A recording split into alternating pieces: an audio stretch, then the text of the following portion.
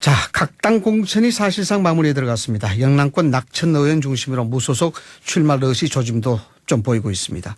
여당에서는 비례연합정당 참여 여부 두고 오늘부터 찬반 투표에 들어가죠. 과연 야당에서는 현재 상황 어떻게 바라보고 있을까요? 자, 김병준 전 자유한국당 비대위원장 연결해서 이야기 나눠보겠습니다. 위원장님 나와 계십니까? 예, 접니다. 자, 우선 위원장님 어제 공식적으로 새정을 출마 선언을 하셨는데 각오 한마디 해 주시죠. 예. 이제 출마선에서 밝힌 그대로입니다. 무슨 지금 배지를 단다, 당선이 된다 이런 것보다도 네. 어떻게 하든 지금 정부가 하는 일에 일단 브레이크를 좀 걸고 싶은 마음. 네. 그 마음이 강하고요. 또 하나는 기왕에 지금 출마하는 것, 세종에서, 제가 과거 세종시를 행정수도 이전을 제안하고 했을 때 가졌던 꿈. 네네. 그런 꿈을 좀 이야기하고 싶습니다. 네. 또 그리고 시민들이 가지고 있는 생각이나 그 꿈을 좀 듣고 싶고요. 그런 네. 마음이 큽니다. 네. 초선이시지 않습니까? 예. 네. 알겠습니다. 사실 그동안 살아오면서 출마 권유를 수없이 받았습니다만. 네. 남의 선거를 치르긴 해도 제가 해보긴 처음입니다. 예. 자, 당내 상황도 많이 좀 주목이 되고 있는데, 네. 일전에, 위원장님으로 계실 때요, 비대위원장으로 계실 때 데스노트 이야기가 많이 나왔습니다. 거의 적중했다는 얘기 나오는데, 2018년 12월 당시 당협위원장 배제 대상 지목됐던 현역 의원들 21명인데, 이 중에 19명이 물갈이가 됐죠. 그 당시 배제 대상 지목 기준이 어떤 거였습니까? 네. 저도 사실은 어제 그 이야기를 듣고 기사를 다시 봤습니다. 그렇게나 일치했나 싶어서 다시 봤는데 비교적 그러니까 합리적인 기준에 의해서 했는 것 아닌가라는 생각이 들고요. 네네. 큰 여러 가지 변수를 고려를 했는데 짧게 말씀드리면 크게 두 가지 봤습니다. 네. 하나는 이 박근혜 대통령을 잘못 모셔서 결국 탄핵 사태에 이르게 한 분들. 네네. 그런 분들을 우리가 좀 골라내야 되겠다고 생각을 했었고, 또 한편으로는 그렇다고 해서 당을 깨고 나가서 탄핵 찬성을 주도하고 했던 분들. 네. 그게 과연 옳은 일이냐. 아하, 네. 그래서 그 양쪽을, 다 좀 이렇게. 정리하는 그런 것을 기본으로 하고 다른 변수들을 봤습니다. 네. 자, 위원장님, 당시에 청년들도 많이 영입이 됐지 않습니까? 오디션, 공개 오디션을 통해서 영입이 됐는데, 좀 많이 지금 공천을 받았나요? 어떤가요? 받은 사람도 있고 떨어진 사람도 많고요. 네네. 그렇습니다. 네. 근데 아마 이제 그 당시에 당협위원장 공모에 응하지 않았던 사람들이, 사실상 경쟁력 있는 사람이 다시 나타났을 수도 있고요. 그렇게 해서 새로운 경합을 하는 과정에서, 그런 일들이 벌어지는 것 같은데, 그러나 이 청년들은 저는 존중해야 된다고 보고, 또 이 청년들은 그 경험이 어떤 경험을 지금 하고 있건 간에 아주 소중한 자산이 될 거라고 봅니다. 근데 섭섭하신 건 아니시죠? 예, 그렇지 않습니다. 늘 말하자면 경쟁은 있게 마련이고, 또 당협위원장이라는 자리는 그 경쟁을 함에 있어서 일정한 바탕을 이루는 자리입니다. 그것을 가지고 또 노력하고 또 경쟁하고 그렇게 가는 것 아닌가 싶습니다. 예. 자, 위원장님, 미래통합당 공천 작업이 사실상 마무리 수순인데 이게 좀 분위기가 심상치 않습니다. 명랑금 중심으로 무소속 출마 얘기도 나오고 있는데 김영호 위원장이 좀 공천 배제된 이들에게 송구하다 이런 메시지도 있단 말이죠. 분위기 어떻게 보십니까? 특히 영남권 중심, 대구 경북 이런 쪽 이야기도 제가 자세히 듣고 있습니다. 사실은. 네. 공천이라는 것이 완벽할 수 없습니다. 사실. 네. 저도 당협위원장 교체를 해봤습니다만 제 스스로도 이건 완벽이라고 이야기하는 거는 무리가 있다 이렇게 생각을 했었거든요. 네. 늘 아쉽고 또 안타까운 점이 있고 그랬는데 지금도 마찬가지 심정이 아닐까 생각을 합니다. 김영호 위원장도 더 하겠죠. 제가 느낀 것보다 아마 10배는 더 아픈 부분도 있고 아쉬운 부분도 있으리라고 생각하는데 우리가 이제 큰 차원에서 완벽하지 않다. 완벽하기가 어렵다. 이런 차원에서 좀 이해를 해갔으면 이해를 해야 된다. 네. 자, 홍준표 전 대표하고 김용호 위원장의 관계, 뭐 이것도 문제가 되긴 하겠습니다만은 홍준표 대표가 오늘까지 황 전 대표의 결단 지켜보겠다 이렇게 얘기했거든요. 네. 황 대표 어떤 결단을 해야 될까요? 이게 결단의 문제라기보다 네. 저는 결단할 거는 지금 없다고 봅니다. 이미 결단은 지금 없다. 그렇게 네. 공천이 이루어졌는데, 근데 뭔가 지금 오해가 좀 있는 오해나 인식의 차가 있을 수는 있습니다. 네네. 예를 들자면 하나의 제 입장이 돼서 그런지 모르지만 느껴지는 게 어떤 게 느껴지는가 하면 그 주변에서 신문을 보니까 홍준표, 김태호는 죽이고, 네. 김병주는 사진 세종에 집어넣고, 네. 이게 무슨 이런 정치가 있느냐. 네네. 결국 혼자 살겠다는 거 아니냐. 이런 식의 이야기도 나오는데. 네, 그런 얘기 나왔죠. 네. 네, 그 이야기 속에는 이제 서로 간에 지금 일종의 오해가 있을 수 있는 겁니다. 네.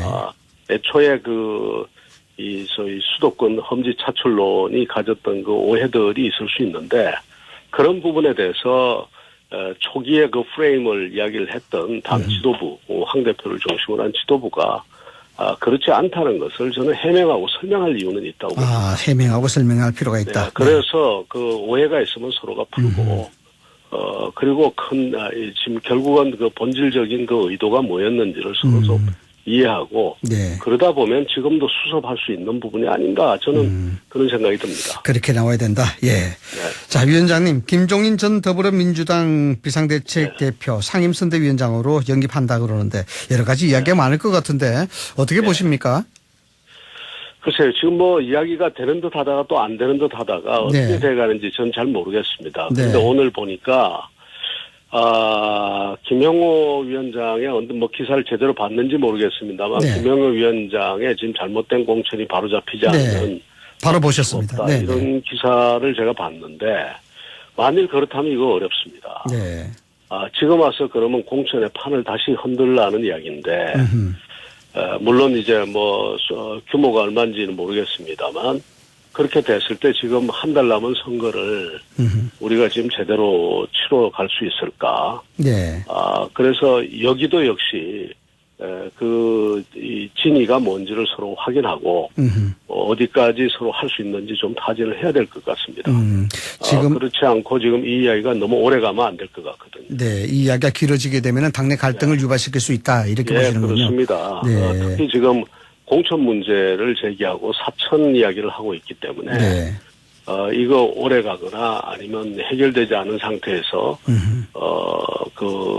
임무를 맡게 된다거나 하면은 저는 문제가 심각해집니다. 네. 김종인 전 대표가 영입되는 것에 대해서는 기본적으로 찬성을 하시나요? 그럼 제가 그 점에 대해서 제가 크게 이야기 드리고 싶지는 않은데요. 네. 찬반 논의가 아주 뜨거운 것 같습니다. 당내에서도. 그래서 100% 환영하는 그런 것도 아니고 100% 반대하는 것도 아니고, 그러나 하나는 한 가지 분명한 것은 지금 당 지도부에서 또 아니면 선거를 치르는 주요 후보들에서 이 메시지가 잘 나오지 않고 있습니다. 네. 선거를 이렇게 끌고 가고 이 선거판을 흔들 수 있는 메시지들이 잘 안 나오고 있는데, 흥행이 잘 안 된다. 네. 이 선대위원장 김종인 위원장 같은 분은 그런 부분에 있어서 좀 이 탁월한 능력을 가졌거든요. 네, 그 테크닉이. 메시지를 만들어내고 그것을 전국적인 이슈로 만들고 하는 이런 부분에서, 그런 부분에서는 좋은데, 또 한편으로는 이제 그동안의 행보와 관련해서 당에서는 걱정을 하는 분이 있고 그렇습니다. 네. 자, 위원장님, 이 전국 상황에 대해서 전체적으로 한번 짚어봐야 되겠는데, 역시 코로나19 사태입니다. 지금 일부 지자체 단체장들이 재난 기본소득을 지급해달라는 그런 얘기 나오고 있고, 여기에 정부가 청와대는 좀 불편한 기색도 보이고 있는데, 이 정부가 어떤 선택을 해야 될 것 같습니까? 이게 또 기본적으로 맞는 얘기인가요? 네. 두 가지 이야기 드리고 싶은데요. 하나는 기본소득 제도를 이 문제하고 섞으면 안 됩니다. 아하, 네. 기본소득 제도는 그 자체로서 굉장히 중요한 제도고, 그 다음에 그거 자체로서 논의의 말하자면 수준이 굉장히 높은 수준의 논의가 있어야 되는 부분입니다. 네. 근데 이 시기에 갑자기 기본소득이라는 단어 자체를 들고 나오는 것 자체가 잘못됐습니다. 네. 기본소득 문제 그 중요한 것을 이렇게 들고 나요. 그러니까 기본소득조차도 이 코로나 파퓰리즘의 용으로 쓰려고 하는 겁니다. 국가 장래와 관련해서 굉장히 중대한 문제를 네. 이런 식으로 그 코로나 파퓰리즘으로 수단으로 이렇게 쓰는 거 이건 정말 저는 도대체 이 정부가 뭘 생각하고 있는지를 모르겠어요. 네. 섞으면 안 됩니다. 이것은 돈을 그렇게 말하자면 배분해 주고 싶으면 재난 대책으로 배분을 하면 됩니다. 재난 대책으로. 네. 왜 여기에 기본소득이라는 그 중대한 그 말하자면 정책 과제를 여기에 들고 나옵니까? 그러니까 도대체 뭘 생각하고 국정을 운영하는지 모르겠어요. 네. 제도의 성격을 알기를 하고 지금 기본소득을 이야기를 하는 건지, 그리고 기본소득을 이야기하려면 네. 소득의 분배만 이야기하는 게 아닙니다. 산업과 경제가 활성화돼서 돈이 어디서 들어오는가도 이야기하면서 기본소득이 나와야 되거든요. 네, 그렇죠. 지금 가지고 이런 상태에서 기본소득 문제를 이야기를 하니, 그러니까 그게 첫 번째죠. 말도 안 되는 이 기본소득과 지금 재난대책을 뒤섞는 이런 정말 이해하지 못할 행동을 하고 있고, 그래서 제가 코로나 파퓰리즘이라고 그러는 네, 기본적으로 잘못됐다는 말씀이시군요. 네. 기본적으로 생각 자체가, 구상 자체가 지금 잘못되고, 네. 오로지 말하자면 선거만 생각하다 보니까 기본소득이라는 그 중요한 말하자면 논란의 제도를 지금 여기다가 갖다 대는 겁니다. 네. 그다음에 또 하나는 정부 안에서 제발 합의를 좀 먼저 봤으면 좋겠어요. 당은 당대로 이야기하고 지방자치단체는 지방자치단체로 이야기하고 청와대는 청와대로 이야기하고 네, 윽박자다. 이러다가 네. 국민한테 희망 고문만 줍니다. 네.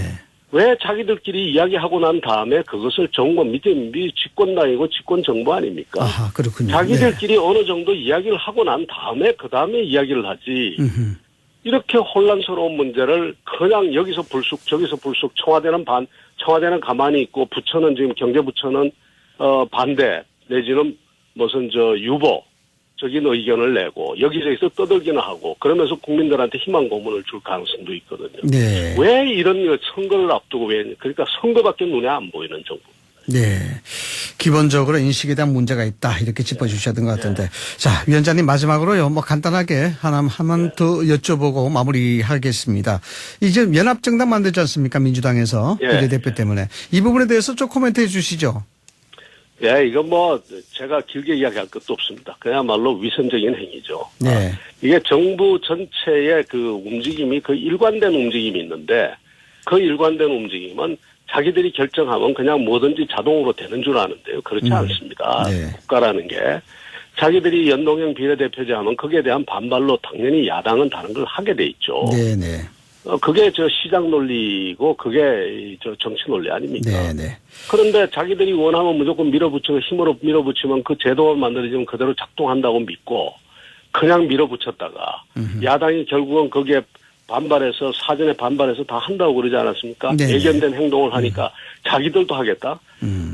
그러니까 제도가 가지는 의미가 뭐며 그 제도가 어떻게 해서 작동되고 안 되고 하는지에 대한 기본적인 상식조차도 없이 그 중대한 문제인 이 선거제도 개혁을 갖다 시작하다가 자기 스스로 지금 위선의 트랩에 지금 갇힌 겁니다. 네. 지금. 네, 알겠습니다. 위선의 트랩에 갇혔다. 예. 자, 지금까지 세종을의 공식 출마 선언했었죠. 김병준 전 자유한국당 비대위원장과 이야기 나눠봤습니다. 위원장님 오늘 말씀 고맙습니다. 예, 감사합니다.